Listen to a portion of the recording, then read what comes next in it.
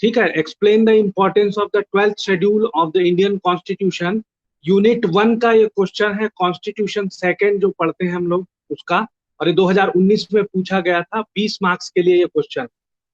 तो जब हम जनरल सिनॉप्सिस बनाते हैं तो कोई भी क्वेश्चन कोई भी रहे, कि अगर 20 मार्क्स का कोई क्वेश्चन आपको अगर आता है तो लगभग आप ये मान के चलिएगा कि 5 से 6 जो पार्ट हैं सिनॉप्सिस में, आप जो 5-6 पार्ट में उसको पहले डिवाइड करिएगा। तो सबसे पहला पार्ट होता है इंट्रोडक्शन वाला पार्ट, और बच्चों को अगर डाउट होगा तो इसी बीच में पढ़ाते समय पूछ लेंगे, ठीक है। तो अब देखिए जो जनरल चीजें हैं, जैसे इंट्रोडक्शन वाला जो पार्ट होता है, जैसे पार्ट्स अपन देखते हैं, तो इंट्रोडक्शन का कॉन्स्टिट्यूशनल प्रोविजन का सेकंड पार्ट, और स्टेच्यूटरी प्रोविजन का, लेजिस्लेटिव प्रोविजंस का, और जुडिशियल व्यू, और कंक्लूजन। तो कंक्लूजन वाले पार्ट में आप सजेशन को भी ऐड कर सकते हैं, या अलग से लिखना चाहें तो अलग से भी लिख सकते हैं। तो ये जो मेजर पार्ट है वो होगा introduction, constitutional provision, statutory provision, और लेजिस्लेटिव प्रोविजन, और जुडिशियल व्यू, और कंक्लूजन। और बाकी जैसे दूसरे एक्ट हम पढ़ते हैं तो उसमें जनरली कॉन्स्टिट्यूशनल प्रोविजन वाला पार्ट जो है वो जरूरी नहीं है कि हम जो एक्ट पढ़ रहे हैं उसके जो प्रोविजंस हैं वो कॉन्स्टिट्यूशन से रिलेट करते हों, लेकिन उनकी वैलिडिटी वगैरह चेक करने के लिए अगर कुछ केसेस वगैरह हैं तो उनको हम इस वाले पार्ट में डाल सकते हैं, कॉन्स्टिट्यूशनल प्रोविजन वाले पार्ट।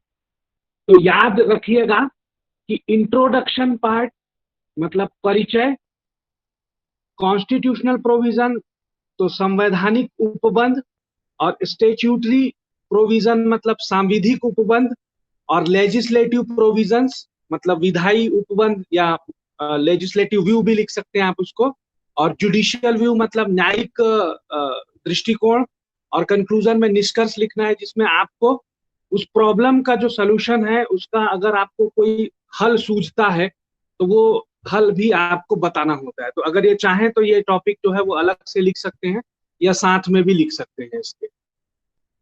तो देखिए ये जनरल प्रोविजन है, इसको नोट कर लीजिएगा कि ये हर फॉर्मेट में आपके काम आएंगे। तो मोटे तौर पे बोले तो 5 पॉइंट्स बनते हैं, और थोड़ा सा एक्सप्लेन किया जाए तो 6 से 7 मेन पॉइंट्स बनते हैं। अब हमको करना ये होता है कि हर एक पॉइंट पे 5 से 6, मतलब अगर 20 मार्क्स के क्वेश्चन है तो आप ये मान के चलिएगा कि आपको 20 पॉइंट में एक्सप्लेनेशन देना है आपको उस प्रॉब्लम का जो क्वेश्चन आपको पूछा गया है। तो इंट्रोडक्शन, अब जो हमने जो मेन पॉइंट्स बनाए हैं, मतलब मिनिमम मेरे ख्याल से तो मिनिमम 20 पॉइंट्स में आपको डील करना होता है प्रॉब्लम को। और आप अगर चाहें तो अच्छी तरह से क्या कर सकते हैं कि 20 से ज्यादा पॉइंट्स में भी उनको डील कर सकते हैं। मतलब वो मैटर करता है कि आपको किस सब्जेक्ट पे क्वेश्चन पूछा गया है। तो ये इंट्रोडक्शन वाला पार्ट, और नोट करते चलिएगा कि अब हम क्या करेंगे, ये जो मेन पॉइंट्स हमने बनाए हैं इन मेन पॉइंट्स को और सब पॉइंट्स में डिवाइड करते जाएंगे, और जो सिनॉप्सिस है वो सिनॉप्सिस लगभग हम कोशिश करेंगे कि 20 पॉइंट्स का सिनॉप्सिस बन पाए हमारा, तो उससे अच्छा इंप्रेशन पड़ता है। तो ये जो पहला पॉइंट है हम जो डिस्कस करने जा रहे हैं, और ये चीज आपको याद रखिएगा, कम से कम ये जो 5-6 जो पॉइंट है वो मेजरली इसी फॉर्मेट में आपको लिखना होता है। तो आज हम मतलब अभी हम देखते हैं नेक्स्ट में कि इंट्रोडक्शन वाला जो पार्ट होता है तो उस प्रॉब्लम को हम कैसे समझते हैं। तो इंट्रोडक्शन वाले पार्ट में ये होता है कि हमारे पास एक्चुअल में जो क्वेश्चन पूछता है आप उसको प्रॉब्लम मान के चलिए, और उसका सोल्यूशन आपको स्टेप बाय स्टेप समझाना होता है। और आंसर के लास्ट में आप क्या करते हैं, कंक्लूजन निकालते हैं या कंक्लूड करते हैं उस चीजों को कि इस प्रॉब्लम का क्या सोल्यूशन है और क्या क्या प्रोविजंस आपको दिए हुए हैं ऐसे करके। तो अब जो इंट्रोडक्शन वाला पार्ट है, तो जनरल चीजें हैं कि इंट्रोडक्शन में आपको क्या बताना पड़ेगा कि प्रॉब्लम जो है वो आइडेंटिफाई करेंगे क्या है प्रॉब्लम। दूसरी चीज है कि जनरल जो जनरल एक्सप्लेनेशंस हैं इंट्रोडक्शन के अंडर उन पॉइंट्स को दिया जाएगा, जैसे उसके कुछ टाइप्स हैं, डेवलपमेंट है, हिस्ट्री है, इन सब चीजों को इंट्रोडक्शन वाले पार्ट में लिखा जाता है।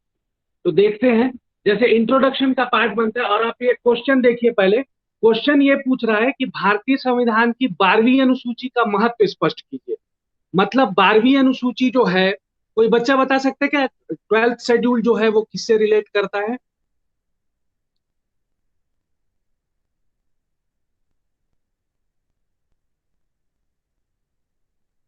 चलिए, नगर पालिका से रिलेटेड है ये।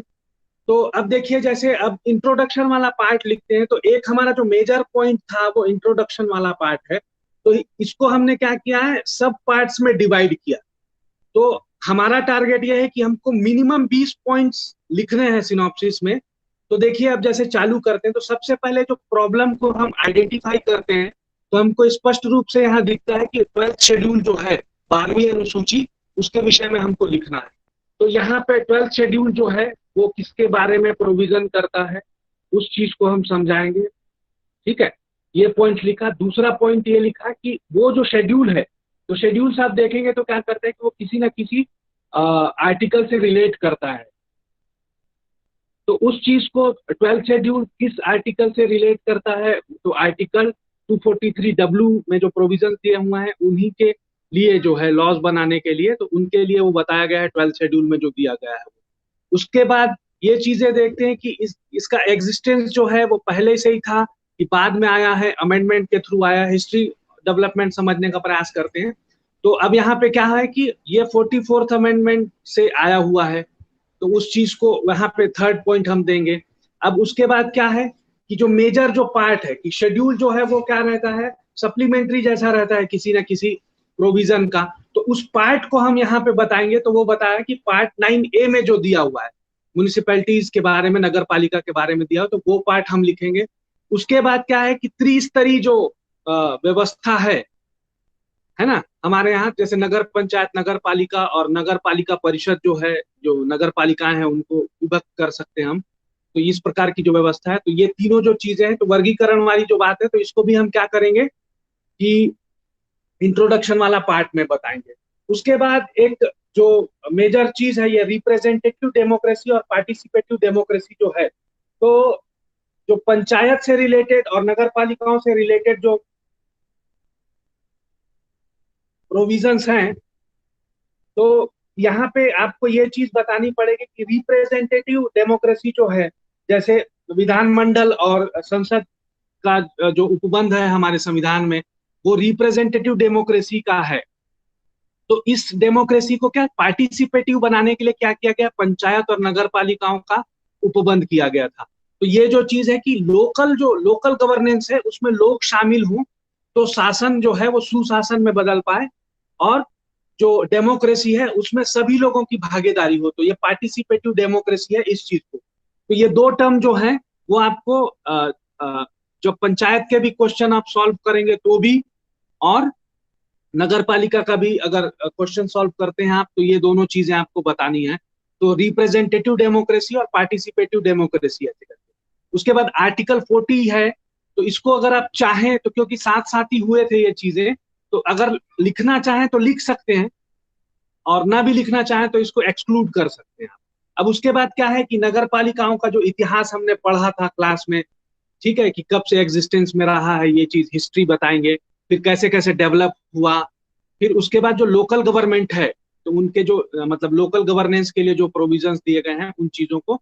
तो इतने पॉइंट्स में, तो पॉइंट आप नोट करेंगे तो कितना पॉइंट होगा, 1 2 3 4 5 6 7 8 9 10 11 12 13। तो 13 पॉइंट्स जो है वो आपका केवल इंट्रोडक्शन बनता है। तो जब आप इसको एक्सप्लेन करके लिखना चालू करेंगे तो कम से कम ये 4 से 5 पेज में जाएगा। और आपका टारगेट भी ये होना चाहिए कि कम से कम आप 20 पेज का आंसर लिख सके। तो ये 13 पॉइंट्स हैं। तो आप इसको चाहे तो नोट कर सकते हैं। 12th schedule, article 243W, 74th amendment, part 9A, नगर पंचायत, नगर पालिका परिषद, representative democracy, participative democracy, article 40 चाहे तो रखें या तो एक्सक्लूड कर दें। हिस्ट्री डेवलपमेंट, लोकल गवर्नेंस या लोकल गवर्नमेंट के बारे में आप बताइए कि क्या होता है। तो मैं ये सोचता हूं कि आपको ये पॉइंट्स जो है और इसमें क्या लिखना है, ये चीज आपको समझ में आ गई होगी। किसी बच्चे को कोई डाउट होगा तो बताएं, क्योंकि ये जो मेजर पार्ट था हमारा इंट्रोडक्शन वाला वो कंप्लीट हो गया है।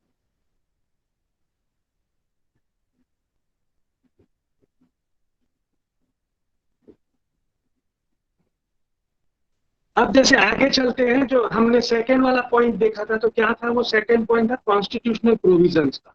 तो कॉन्स्टिट्यूशनल प्रोविजंस जो है इस पार्ट में आपको यही बताना होता है कि कॉन्स्टिट्यूशन में इसके इस मैटर के लिए या जो प्रॉब्लम हम डिस्कस कर रहे हैं उस प्रॉब्लम का क्या प्रोविजन दिया हुआ है, और जो कॉन्स्टिट्यूशन में जो प्रोविजंस है उनको आपको वहां पे बताना होता है।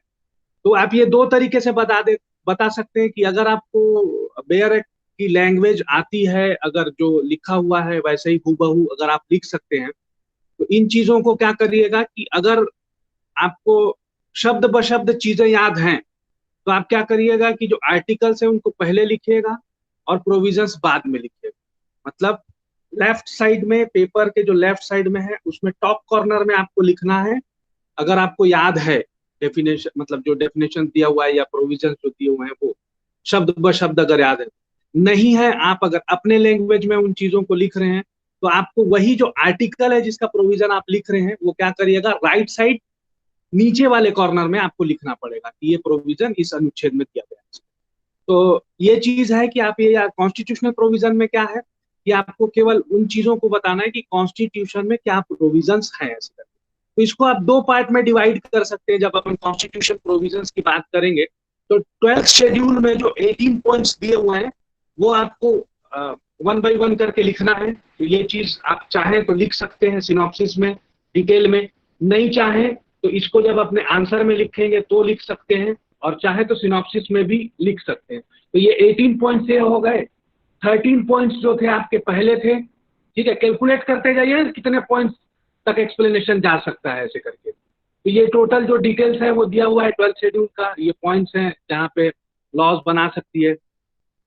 अब उसके बाद जो सेकंड वाला पार्ट है, मैं एक चीज बताया आपको कि शेड्यूल्स जो होते हैं वो क्या करते हैं कि कॉन्स्टिट्यूशन के किसी भी पार्ट्स के, मतलब दूसरी जगह पे भी जो शेड्यूल्स वगैरह होते हैं, एक्ट वगैरह में भी, वो क्या करते हैं कि सप्लीमेंट्री जैसा होते हैं उस प्रोविजन के। तो यहाँ जो पार्ट है, पार्ट 9A जो है द म्यूनिसिपैलिटीज के बारे में जो बताता है, तो उसमें जो आर्टिकल आपके 243P है, तो इसको भी चाहे तो आप शॉर्टकट में लिख सकते हैं सिनॉप्सिस में, चाहे तो डिटेल में लिख सकते हैं। 243 से लेके आपको क्या करना है, आपका 243ZZ तक आपको लिखना है। तो अगर ये आउटलाइन से आप लिख दें सिनॉप्सिस में तो ज्यादा अच्छा होगा। नहीं लिख पाते तो भी कोई दिक्कत नहीं है, लेकिन आप जब आंसर शीट में लिखेंगे तो इनको फिर डिटेल्स में आपको लिखना ही पड़ेगा। तो ये जो आपके आर्टिकल्स हैं उनके जो प्रोविजंस है आपको उसमें चीज बतानी है। तो ये इतने पॉइंट्स हो गए। तो अब ये दोनों को कैलकुलेट करिएगा कितने पॉइंट्स में चल दिया आपका एक्सप्लेनेशन जो है। अब उसके बाद जो है नेक्स्ट वाला पॉइंट है स्टेच्यूटरी प्रोविजन जो है, सांविधिक उपबंध। तो सांविधिक उपबंध में हमेशा और हमेशा हम उन चीजों को लिखते हैं जो प्रावधान आपको क्या दिए हुए हैं उस एक्ट में दिए हुए हैं, या उससे रिलेटेड कुछ एक्ट में दिए हुए हैं। जैसे मान लो आप क्वेश्चन सॉल्व कर रहे हैं मान लो ह्यूमन राइट्स का, और आपको कॉन्स्टिट्यूशनल प्रोविजन लिखना है तो वहां पे आप पार्ट 3 लिखेंगे। और अगर आपको प्रोविजन है ना, और आपको स्टेच्यूटरी जो प्रोविजन है सांविधिक उपबंध वाले अगर पार्ट में आपको लिखना है तो ह्यूमन राइट्स एक्ट के बारे में आप चीजें लिखेंगे, ठीक है। तो इन चीजों को लिखेंगे, और क्या है कि ह्यूमन राइट्स कमीशन वगैरह जो है वो सब चीजों को, तो उस एक्ट में जो वो चीजें दी हुई हैं उन चीजों को लिखेंगे। तो आप अब इस संदर्भ में जब समझते हैं, हम नगर पालिका के संदर्भ में समझेंगे, तो नगर पालिका के संबंध में क्या है, ये जो है वो स्टेट का सब्जेक्ट है। तो स्टेट जो है वो लॉज बनाएगी, तो हमारे स्टेट में इसके लिए क्या लॉ है, तो छत्तीसगढ़ नगर पालिका अधिनियम है, उसके मेन प्रोविजंस आपको लिखने हैं। तो यहाँ पे क्या है कि नगर पंचायत जो होता है, जो जो त्रिस्तरीय व्यवस्था जो है, नगर पंचायत, नगर पालिका परिषद, तो ये पॉइंट्स में आप बताएंगे कि इन पॉइंट्स में आप बता रहे हैं मेंबर्स बता रहे हैं, उनका इलेक्शन बता रहे हैं, उनका पावर बता रहे हैं, वो कैसे रेजिग्नेशन देते हैं, उनको क्या पावर्स होते हैं, ये सब चीज को आपको बता। तो आउटलाइंस आप यहाँ लिख दीजिए, और पेपर में जो है वो अंदर जब पेपर लिखेंगे तो इन सब चीजों को आपको डिटेल्स में लिखना है। तो ये जो चीज हो गई आपकी नगर पंचायत, नगर पालिका और नगर पालिका परिषद।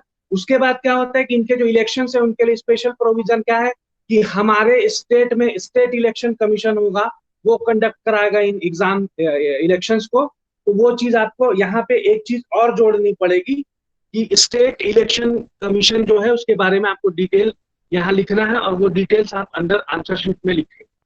अब उसके बाद क्या है, लेजिस्लेटिव प्रोविजंस वाला जो पार्ट है, तो लेजिस्लेटिव प्रोविजंस जो होता है उस चीज में आपको क्या रहता है कि जो जिस अथॉरिटी ने उस लॉ को बनाया है, ठीक है, जैसे राज्य विधानमंडल हो सकता है, या फिर संसद हो सकता है। तो जैसे संविधान है तो इसके रिलेशन में पढ़ेंगे हम, तो पार्लियामेंट, और पार्लियामेंट ने इसको क्यों लाया, वो जो गवर्नमेंट थी उस समय उन किन किन कमिटियों को बनाया, किन से सिफारिशें ली, उनको उनका इम्प्लीमेंटेशन किया नहीं किया, उन सब चीजों को लिखना है। तो यहाँ पे जो है वो बताया गया है कि इस जो सेंट्रल लेवल पे जो चीजें थी, स्थानीय वित्तीय जांच समिति, करारोपण जांच समिति, नगर निगम कर्मचारियों के प्रशिक्षण पर गठित समिति, फिर ग्रामीण नगरीय समिति, स्थानीय नगर निकायों के वित्तीय संसाधनों के संवर्धन के लिए मंत्रियों की समिति, नगर निगम कर्मचारियों की कार्यदशा पर समिति, नगर प्रशासन में बजटीय सुधार पर समिति,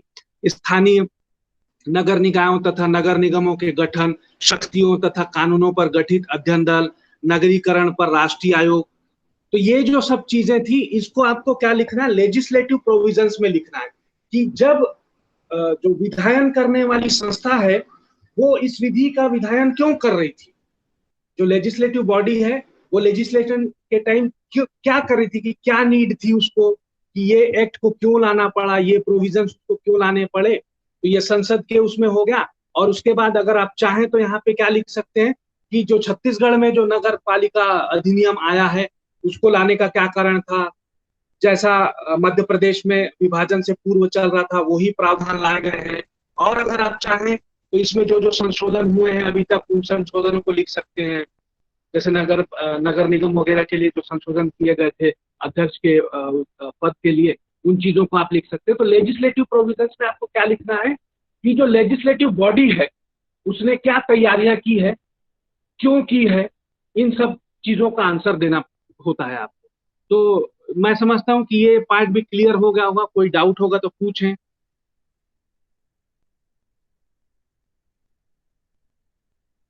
अब देखते हैं जुडिशियल व्यू में। तो जुडिशियल व्यू वाला जो मेजर पार्ट है हमारा, उसमें क्या करना होता है कि आपको जुडिशरी का व्यू बताना होता है कि उस प्रोविजन, मतलब क्या ये प्रोविजन जो था वो कॉन्स्टिट्यूशनल है नहीं है, क्या इसकी वैलिडिटी को चेक किया गया था, चैलेंज किया गया था, किन किन केसों में किया गया था, किस किस केस में जुडिशरी ने इनको इनके फेवर में फैसला दिया था।